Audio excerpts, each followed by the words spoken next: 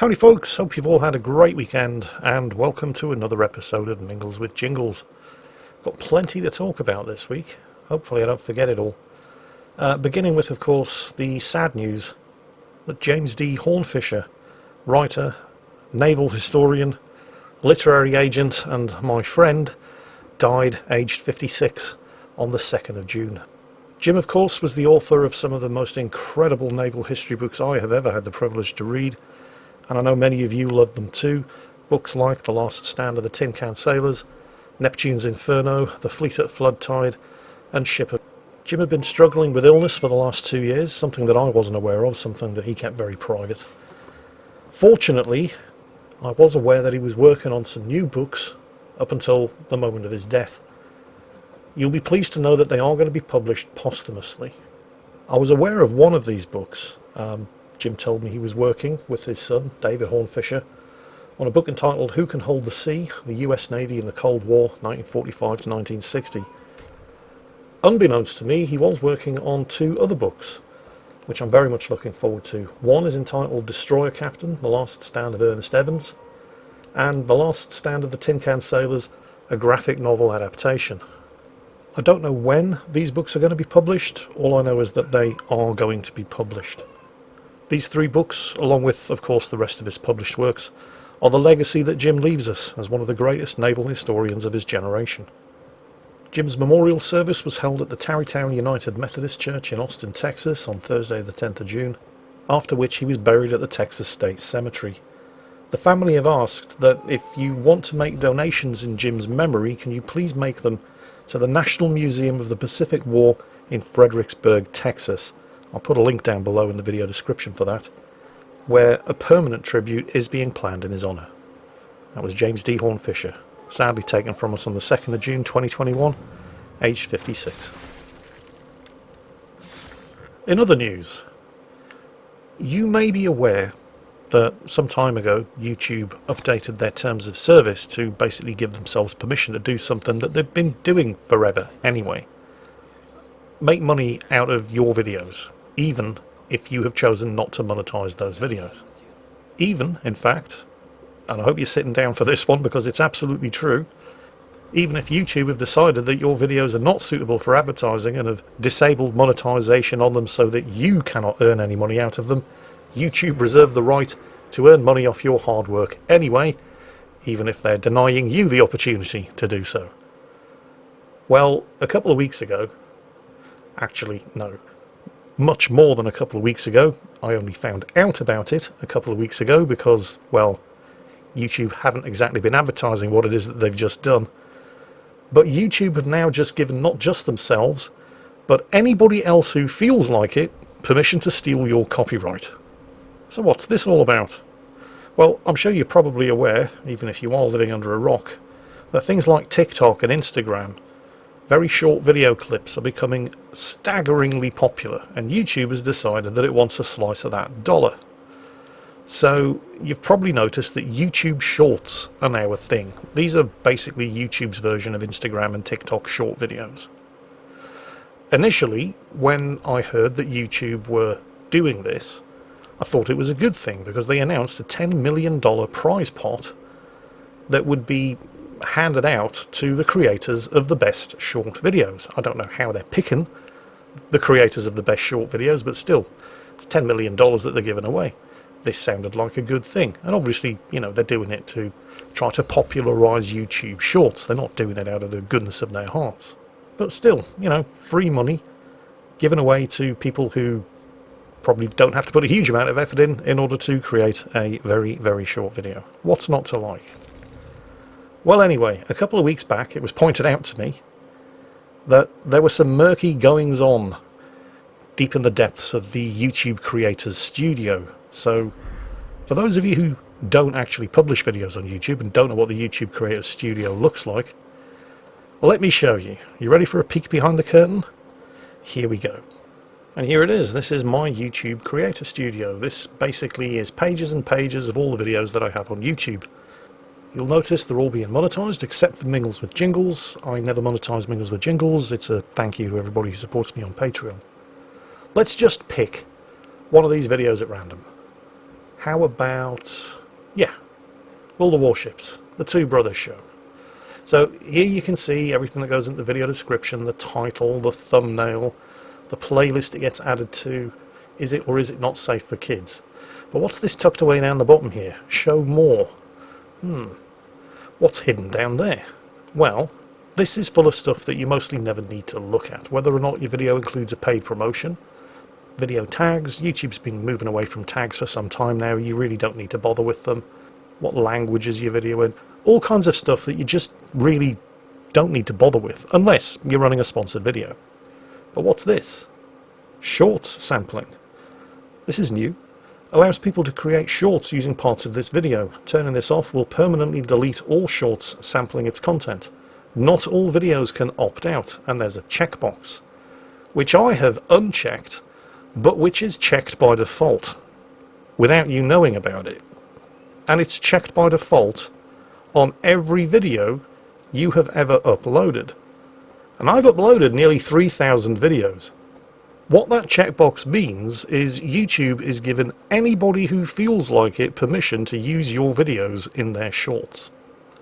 Whether you like it or not. Whether you're even aware that it's happening or not.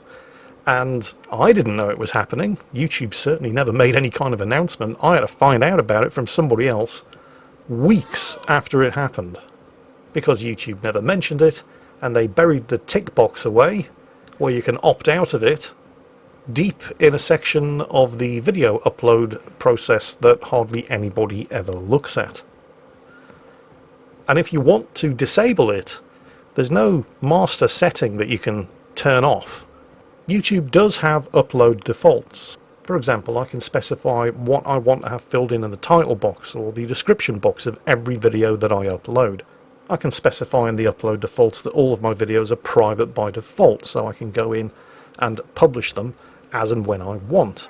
But there is nothing in the upload defaults to turn off this short sampling. It's on by default whether you want it or not.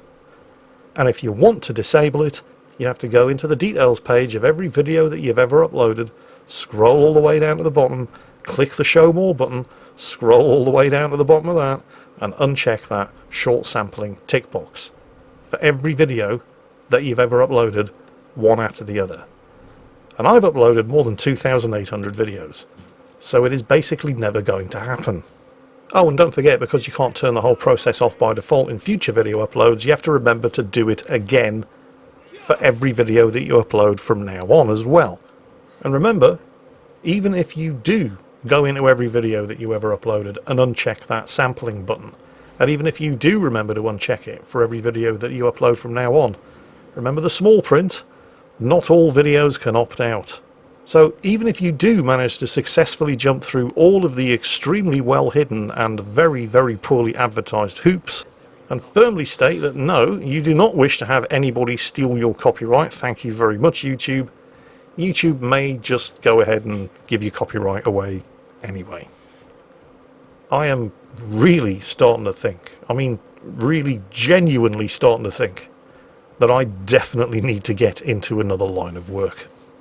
I work for a company, right, YouTube, who refuse to even legally admit that they are my employer, who have an arbitrary and completely mysterious method of determining how much I get paid every month, and won't share the details of that method with me, who have in effect given me a 60% pay cut over the course of the last 5 years, because I'm earning less now with 650,000 subscribers than I was earning 5 years ago with 200,000 subscribers, and if not for the generosity of everybody who supports me on Patreon and who subscribes to me on Floatplane, I probably, well, I'm not going to say I wouldn't be able to earn a living from doing this. I probably would be, but it wouldn't be easy.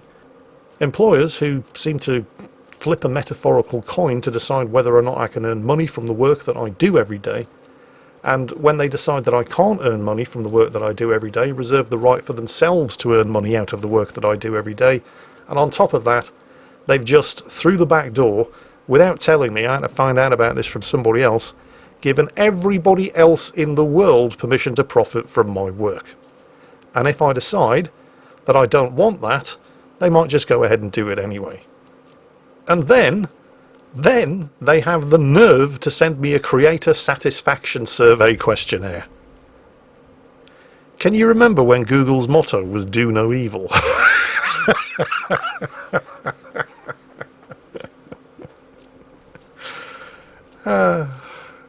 Don't worry, I'm fake laughing. Only the tears are real. Anyway, I don't say this nearly often enough, but I'm saying it now. A big, genuine, from the bottom of my heart, thank you to everybody who does support me on Patreon or who subscribes to me on Floatplane. You guys are the reason, not YouTube, you guys are the reason why I'm able to continue putting a video out every day except Sunday. It's certainly not YouTube and hasn't been for quite some time. So thank you again. And if you don't support me on Patreon or subscribe to me on Floatplane, if you're just a YouTube subscriber, that's great too. Subscriber numbers definitely help.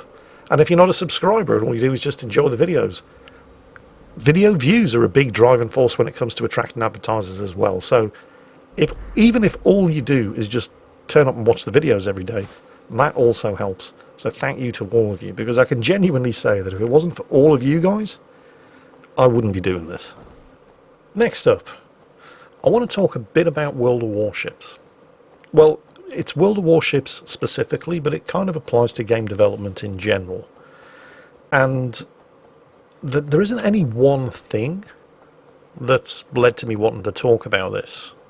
More a combination of things, but it all kind of reached a tipping point with the submarines that are being tested right now on the World of Warships test server. So, the latest iteration of submarines on the test server, and I'm going to be talking about submarines in isolation here, without regard to anything else in World of Warships, and you'll see why that's important later, because it's kind of the whole point.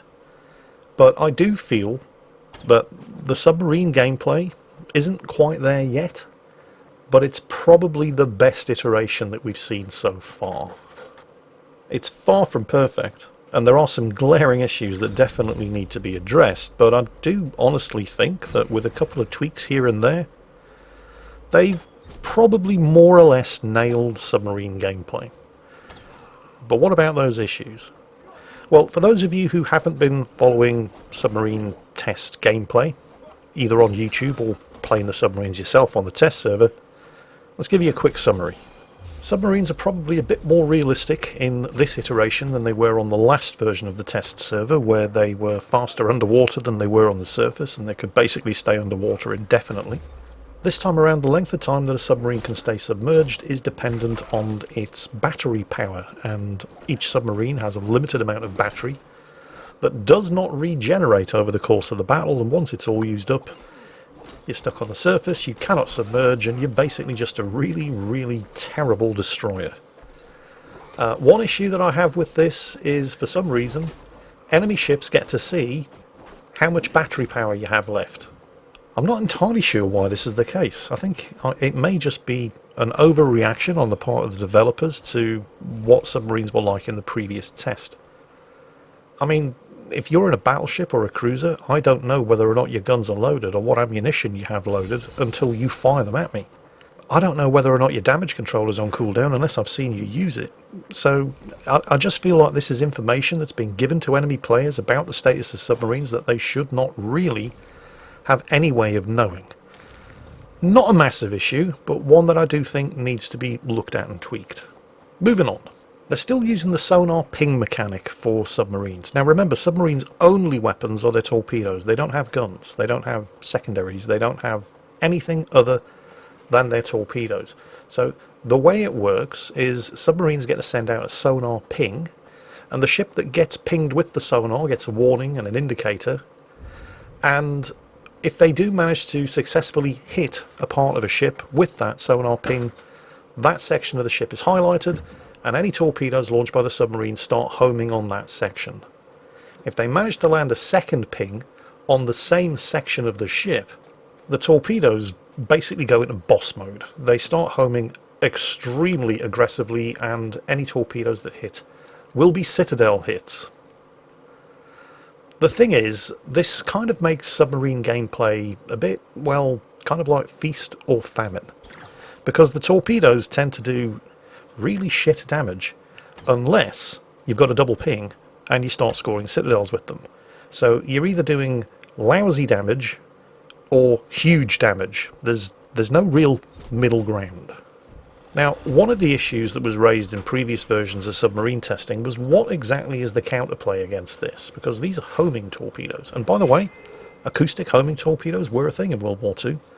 The Germans invented them and were quite successful with them against Royal Navy escorts in the Battle of the Atlantic, who were charging towards them at full speed in an attempt to gun them down or ram them, until the Royal Navy figured out that the secret was to just go at 1/3 speed, and then you weren't making enough noise for the torpedoes to home in on you. But I digress. Acoustic homing torpedoes were definitely a thing. So what's the counterplay against these homing torpedoes? And don't try to tell anybody in the USS New Mexico or USS Colorado to just dodge, because that's not going to happen. So in this iteration of the submarine test, they have introduced some counterplay, and it involves using your damage control party consumable. No, I don't understand how that works either.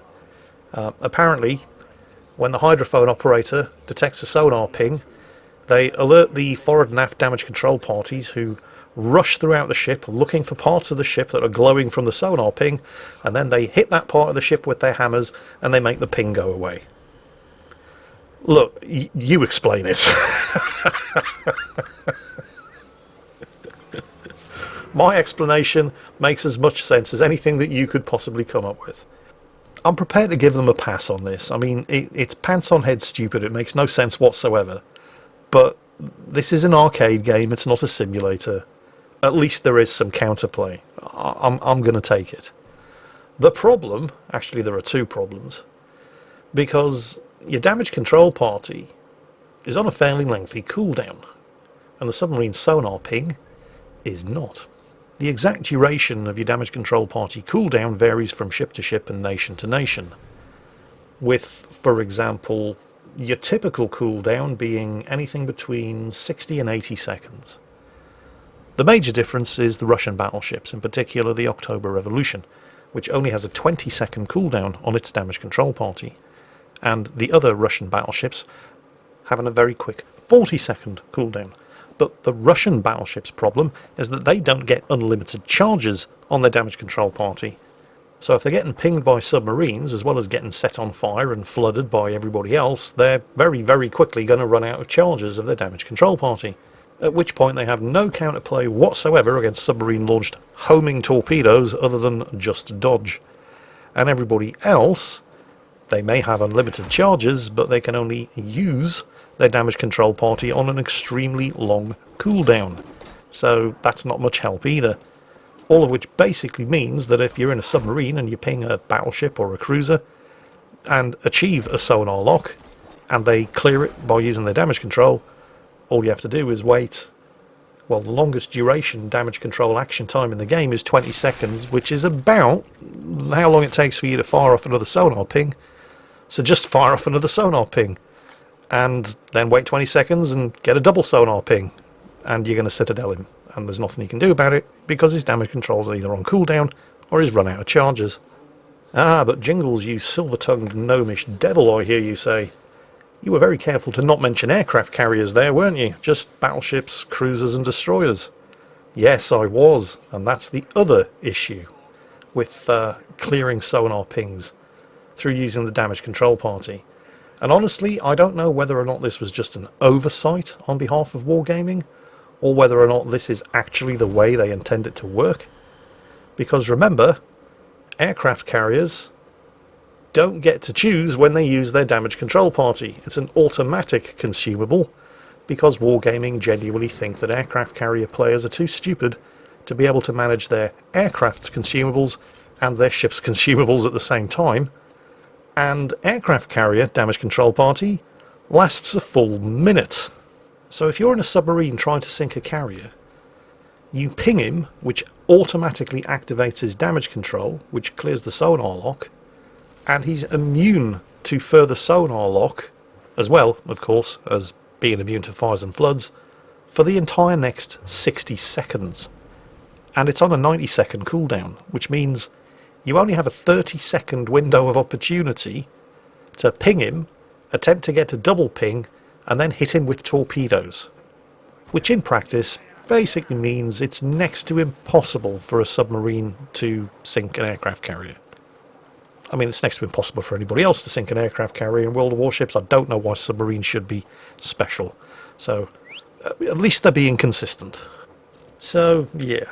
I mean, aside from these issues, which I'm pretty sure could be fixed just with some tweaking, I think we're probably nearly there with submarines. Again, we're just taking submarines in isolation here. We're not looking at the metagame in general. We're just talking about submarines. In fact, I'm done talking about submarines. Because submarines are not really the issue. It's that metagame, which we'll get onto in a moment. Because next, I want to talk about things like hybrids. Things like the battleship aircraft carrier hybrid Issei. Things like the cruiser aircraft carrier, the Tone, or however you pronounce it. Now, I haven't done a video on the cruiser, but I have done a video on the Issei. And I believe, again, taking the Issei in isolation, not thinking about anything else other than the ship itself, I do think they did a pretty smart job of implementing the way a hybrid battleship carrier would work. I think the Issei is probably pretty well balanced. I'm not sure that what everybody wanted was more aircraft in the game, but if you're going to do it, then the Issei is probably a fairly well balanced way of doing it. I have seen some fairly ridiculous screenshots sent in by people who were playing World of Warships at or around Tier 6 the day and the day after the Issei was introduced, where they were unlucky enough to get into double carrier games, and of the 3 battleships on each team, all 6 were Isseis, and looking at the minimap, it was just aircraft everywhere, like everywhere. So that must have been all kinds of fun. But this was like on the day that the Issei was released, and in the couple of days afterwards, and people have mostly gotten it worked out of their system by now, and it's no longer quite as bad. But it is pointing in the general direction of what I do think the major problem here is. Because, you see, things like these hybrids, and it's not just the Issei and the Tone, there are more planned. These hybrid battleships and cruisers are in the battleship and cruiser matchmaking. They're not in the aircraft carrier matchmaking. So there are 2 potential issues cropping up here. Because the matchmaking doesn't pay any special attention to whether or not a battleship or a cruiser is a hybrid or not. So you could quite easily end up getting into a match where there are no carriers and everybody goes, yay! And then you take a closer look at the team list and you realise that there are no hybrids on your team, but the enemy team have some, which means only the enemy team have aircraft. See, at least if you get into a carrier game, both teams get a carrier, but there's no guarantee that both teams are going to get any hybrids. So that's a problem. But it's not yet the problem, although it is leading to the problem. Because it's not just hybrids. They're testing submarines. So you've got aircraft carriers, battleships, cruisers, destroyers, submarines, battleship hybrids, cruiser hybrids. How many different classes is that? That's 7. In a game that only supports 12 players per side. So let's just take this to its natural conclusion. Because at the moment, the matchmaking limit for aircraft carriers is 2 per team. And the matchmaking limit for submarines is 3 per team. So that's 5 of your 12 slots gone. Let's add 4 destroyers into that mix, because it's not unusual to get into battles with 4 destroyers on each team. That only leaves you 3 slots to be filled by your battleships and cruisers. And any of those could be hybrids. So, let's say you're queuing up for random battle in, I don't know, the USS Des Moines, a Tier 10 heavy cruiser. You could be the only actual cruiser in that battle. You could be the only cruiser of any description on your team in that battle. The 2 battleships filling up the other 2 remaining slots could be hybrids. The cruiser on the enemy team could be a hybrid. The air could be awash with aircraft of all different types, carrier launched and hybrid launched. 9 of the ships out of the 12 on the enemy team you'll probably never see, because they're all going to be submarines, destroyers and aircraft carriers, but they can all see you. Have fun playing World of what was once upon a time warships. because it's not anymore. And that is the problem. You see, taken in isolation, submarines don't really appear to be that much of a problem. Taken in isolation, hybrids like the Issei don't really appear to be that much of a problem. Taken in isolation, aircraft... Okay, the analogy doesn't really extend to aircraft carriers. They're just a problem anyway. But when you add all of these problems together, you get a big problem. And I don't really know what the way ahead is. Extend the team limit to 15 ships per side? Can the servers even handle that? I don't know. But it is a problem, and somebody's going to need to come up with a solution. Because I don't know about you lot, but I actually quite enjoyed playing World of Warships. Never really been a big fan of World of Aircraft Carriers, and World of Hybrids isn't exactly promising to make that situation any better. And now we're adding submarines into the mix. You know it's called World of Warships, right? Because as things stand, there is now a very, very real danger, unless they do something spectacular with the matchmaker, that the actual warships present in a random battle are going to be heavily outnumbered by everything that isn't a cruiser or a battleship. And there isn't even any guarantee that the potentially as little as 3 cruisers and battleships present on each team aren't just going to be hybrids, and therefore bargain basement aircraft carriers anyway. Your move, Wargaming. Let's see what you've got. Anyway, that is it for today. I hope I've given you something to think about. And I hope you've all had a great weekend, because forget it, it's Monday. Anyway, that's it. Take care, stay safe, and I'll catch you next time.